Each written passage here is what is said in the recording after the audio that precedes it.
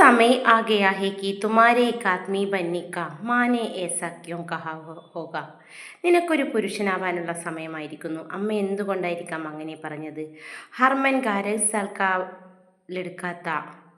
माँ के मालूम था कि अपने बेटे को कैदी शिविर की ओर ले जा रहा है. माँ को पता नहीं था कि वे कब वापस आएगा. अपने बेटे को हिम्मत जगाने के लिए माँ ने ऐसा कहा होगा.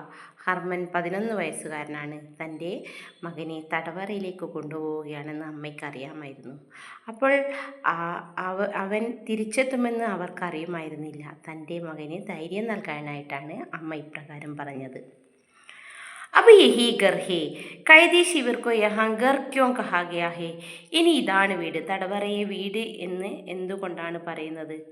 जब हरमन ने अपने भाई से कहा कि उसे घर जाना है तब उसने ऐसा कहा था.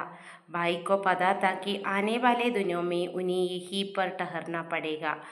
കാമ്പി യഹാം കർണ പടേക. ഹർമൻ തൻ്റെ ജ്യേഷ്ഠനോട് വീട്ടിൽ പോകണമെന്ന് പറഞ്ഞപ്പോഴാണ് ജ്യേഷ്ഠൻ ഇപ്രകാരം പറഞ്ഞത്.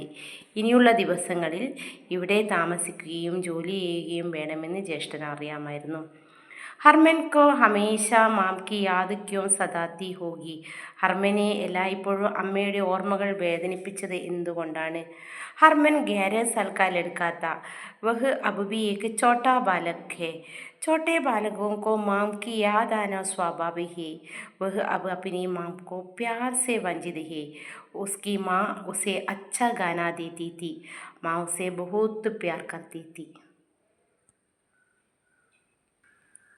ഹർമൻ 11 വയസ്സുള്ള ഒരു കുട്ടിയായിരുന്നു. അവൻ എപ്പോഴും കൊച്ചുകുട്ടിയാണ്. കൊച്ചുകുട്ടികൾക്ക് എല്ലായ്പ്പോഴും അമ്മയുടെ ഓർമ്മകൾ വരിക സ്വാഭാവികം. അവനിപ്പോൾ അമ്മയുടെ വാത്സല്യം ലഭിക്കുന്നില്ല. അമ്മ അവന് നല്ല ഭക്ഷണം നൽകുമായിരുന്നില്ല, സ്നേഹവും നൽകിയിരുന്നില്ല. ഏക് ഗലത് കദം പർ മത്ലബ് താ കി mouth Mary mouth ഉസ്കി mouth യഹാം ഗലത് Kadam ക്യോം കഹാ Gaya ഹെ. ഒരു തെറ്റായ നീക്കത്തിൻ്റെ അർത്ഥം മരണമായിരുന്നു. എൻ്റെ മരണം, അവളുടെ മരണം, ഇവിടെ തെറ്റായ നീക്കം എന്ന് എന്തുകൊണ്ടാണ് പറയുന്നത്. ബാഡ്കെ ഉസ് പാർ സെ പരി ലഡ്കീനെ ഹർമൻ കെ ലേക്ക് സേവ് ഫേൻ കർ ദിയാ താ. यदि यह कोई सिपाही देख ले तो मौत की सजा हो सकती है. दोनों को सजा हो सकती है. വേലിക്കപ്പുറത്ത് നിന്ന് മാലാഖ പെൺകുട്ടി ഹർമന് വേണ്ടി ഒരു ആപ്പിൾ എറിഞ്ഞു കൊടുത്തിരുന്നു. ഇത് ഏതെങ്കിലും പട്ടാളക്കാരൻ കാണുകയാണെങ്കിൽ മരണശിക്ഷ വരെ ലഭിച്ചേക്കാം. ഇരുവർക്കും ശിക്ഷ ലഭിച്ചേക്കാം.